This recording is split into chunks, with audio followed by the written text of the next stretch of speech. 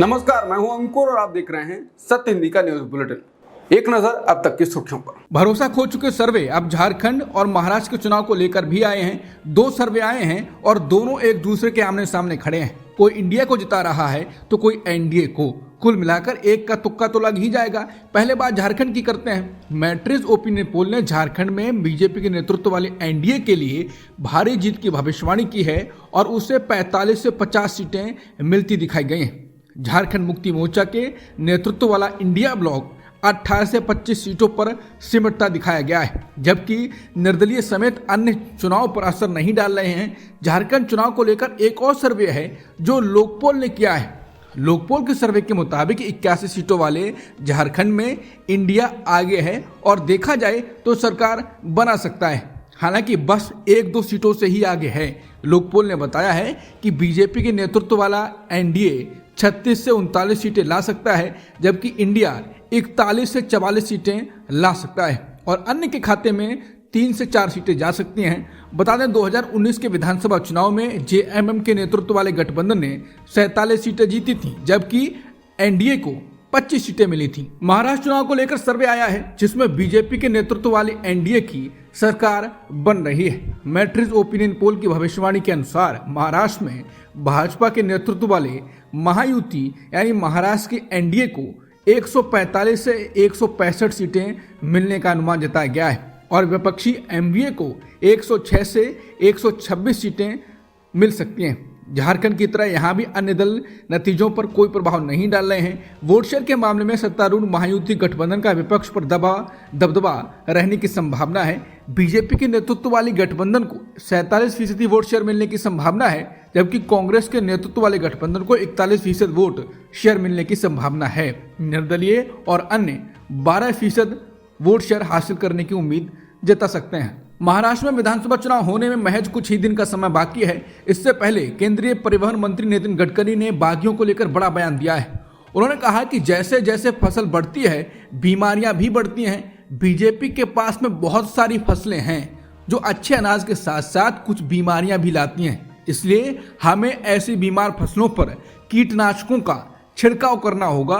केंद्रीय मंत्री ने कहा कि बीजेपी कार्यकर्ताओं की पार्टी है। नितिन गडकरी ने अब साफ किया है कि उनकी महाराष्ट्र चुनाव में कोई भूमिका नहीं है। उनसे सवाल किया गया है कि चुनाव में महाराष्ट्र में हार के बाद नड्डा और अमित शाह ने स्थानीय नेताओं के साथ कई सारी मीटिंग को की, लेकिन वे इन मीटिंग में मौजूद नहीं थे। इस सवाल के जवाब में उन्होंने कहा कि मेरी महाराष्ट्र में कोई भूमिका नहीं है। यहाँ के नेता पूरी तरह से सक्षम हैं और जब भी मेरी जरूरत होगी तो मैं हमेशा मौजूद रहूंगा। पूर्व प्रधानमंत्री अटल बिहारी वाजपेयी की तरह सॉफ्ट वाणी के लिए जाने जाने वाले नितिन गडकरी ने कहा है कि कोई व्यक्ति कभी धर्मनिरपेक्ष नहीं हो सकता, लेकिन राज्य सरकार और प्रशासन को धर्मनिरपेक्ष होना होगा। साथ ही उन्होंने ये भी कहा कि हमारे देश में मतभेद कोई समस्या नहीं है, बल्कि विचार की कमी एक समस्या है। गडकरी ने कहा कि सुविधा की राजनीति महत्वपूर्ण नहीं है, बल्कि दृढ़ विश्वास की राजनीति महत्वपूर्ण है। यूपी में योगी सरकार के कदमों की आलोचना करना और उनके खिलाफ खुलकर बोलना भारी पड़ सकता है। सरकार के कर्मचारी को तो खासकर। ये मैं इसलिए कह रहा हूं क्योंकि योगी सरकार ने आईपीएस अधिकारी जसबीर सिंह को जबरदस्ती रिटायर कर दिया। जसबीर सिंह ने सरकार की नीतियों पर सवाल उठाए थे और वर्षों पहले योगी आदित्यनाथ के खिलाफ राष्ट्रीय सुरक्षा अधिनियम यानी एनएसए के तहत मामला दर्ज करने में महत्वपूर्ण भूमिका निभाई थी। जसबीर को जबरन रिटायर किए जाने के पीछे पहले 5 साल उन्हें निलंबित रखा गया और अब उन्हें जबरन रिटायर कर दिया गया। जसबीर सिंह ने चूंकि योगी आदित्यनाथ सरकार की एनकाउंटर नीति की भी आलोचना की थी, इसलिए ये कार्रवाई की गई।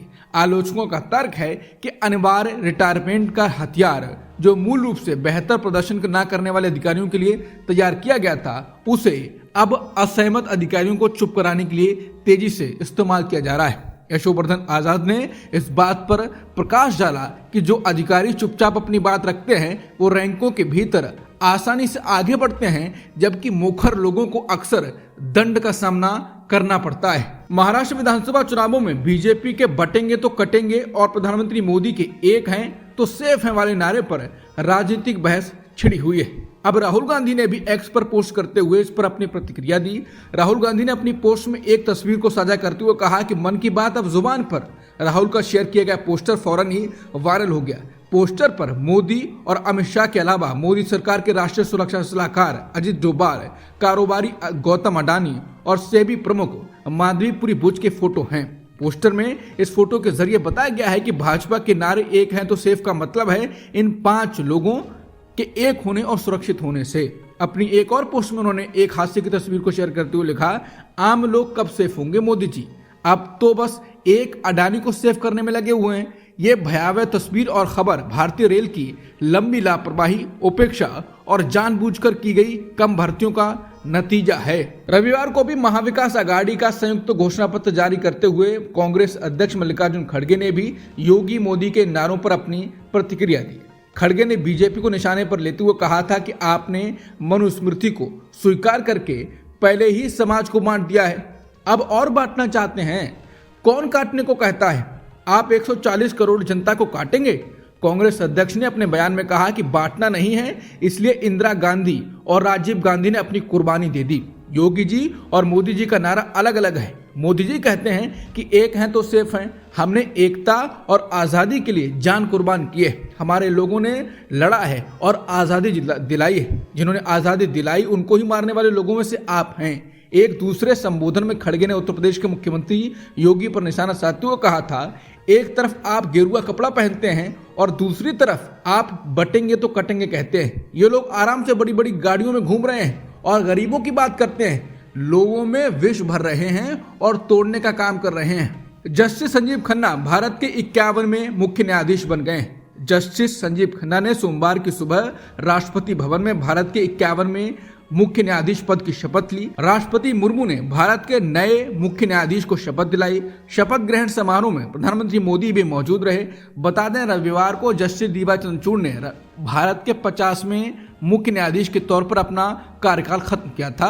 वो 2 साल से भी लंबे समय तक इस पद पर रहे थे। भारतीय विदेश मंत्री एस जयशंकर ने अमेरिकी चुनावी नतीजों पर कहा कि भारत इसे लेकर नर्वस नहीं है। जयशंकर से पूछा गया था कि आप अमेरिकी चुनाव के नतीजों को भारत और अमेरिका संबंधों के नजरिए से कैसे देखते हैं, खास तौर पर पीएम मोदी की ट्रंप को दी गई बधाई और दोनों के बीच संबंधों को लेकर। इस पर जयशंकर ने कहा कि प्रधानमंत्री उन पहले 3 लोगों में शामिल थे जिनका फोन नए राष्ट्रपति ट्रंप ने उठाया था। प्रधानमंत्री के अपने कार्यकाल में सभी राष्ट्रपतियों के साथ अच्छे संबंध रहे हैं, चाहे वो ओबामा रहे हों, उसके बाद ट्रंप रहे हों और उसके बाद बाइडन।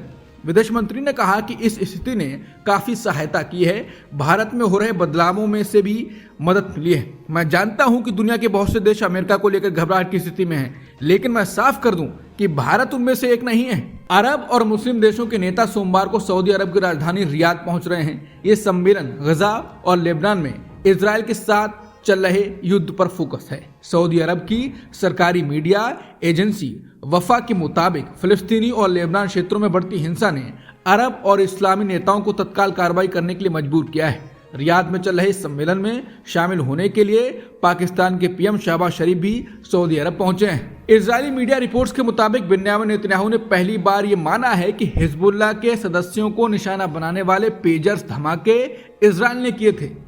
रविवार को इजरायली ब्रॉडकास्टिंग कॉरपोरेशन ने लेबनान में पेजर धमाके पर नेतन्याहू के हवाले से कहा, उन्होंने यानी हिजबुल्लाह ने चेतावनी को नजरअंदाज किया। साथ ही इजरायली पीएम ने यह भी माना कि ट्रंप इजरायल को लेकर ईरान के खतरे के बारे में पूरी तरह से सहमत हैं। नेतन्याहू हिजबुल्लाह के नेता हसन नसरल्लाह की मौत में इजरायली जिम्मेदारी को भी स्वीकार कर रहे हैं। उन्होंने कहा, ये दोनों ही हमले उनके आग्रह पर और सुरक्षा अधिकारियों के विरोध के बावजूद किए गए थे। इजरायल ने पहली बार आधिकारिक तौर पर दोनों हमलों की जिम्मेदारी को स्वीकार किया है। भारतीय क्रिकेट टीम के हेड कोच गौतम गंभीर ने ऑस्ट्रेलिया के साथ टेस्ट मैच में कप्तान रोहित शर्मा के रहने या न रहने पर कहा है कि अभी कुछ भी नहीं कहा जा सकता है। गंभीर ने कहा कि हम आपको सही स्थितियों के बारे में बता देंगे, हमें उम्मीद है कि वो उपलब्ध रहेंगे, लेकिन सीरीज शुरू होने से पहले ही कुछ पता चल जाएगा। गौतम गंभीर ने रविवार की सुबह बॉर्डर गावस्कर ट्रॉफी के लिए ऑस्ट्रेलिया टूर से पहले प्रेस कॉन्फ्रेंस में यह बयान दिया। अब तक की सुर्खियों में इतना ही। बाकी खबरों के लिए बने रहिए सत्यहिंदी.com के साथ।